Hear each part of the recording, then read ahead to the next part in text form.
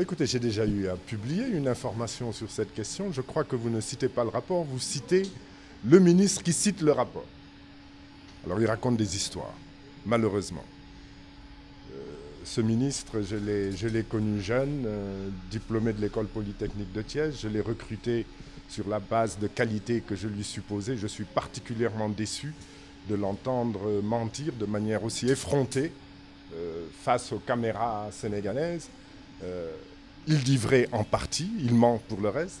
Il dit vrai en partie parce qu'en tant qu'investisseur sénégalais, j'avais pris des actions dans une société aurifère. Je n'étais pas Premier ministre, j'étais banquier et j'avais des moyens pour investir. Depuis, j'ai quitté cette société. Vous aurez remarqué d'ailleurs qu'il ne cite pas cette société, et pour cause.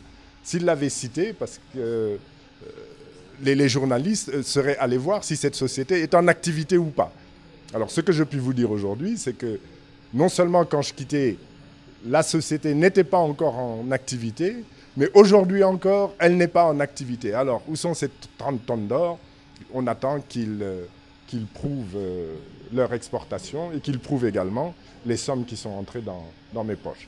Mais c'est triste. Je crois qu'il est en train de perdre son calme, sa sérénité, parce que c'est le FBI désormais qui va l'interroger sur ce qui s'est passé au sujet du pétrole et du gaz. Ce que tout le monde sait et qui a fait l'objet d'un courrier que j'ai adressé à Monsieur le Président de la République, vous vous en souviendrez, c'est qu'il a présenté au Conseil des ministres et au Président de la République un rapport frauduleux concernant les attributions des périmètres Caillard profond et Saint-Louis profond.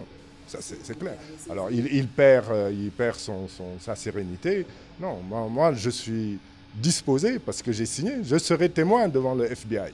Mais qu'il se prépare à expliquer pourquoi, dans son rapport, il y a des éléments mensongers, gravement mensongers, ayant nuit aux intérêts du Sénégal. Et en profiter à Franck Timis.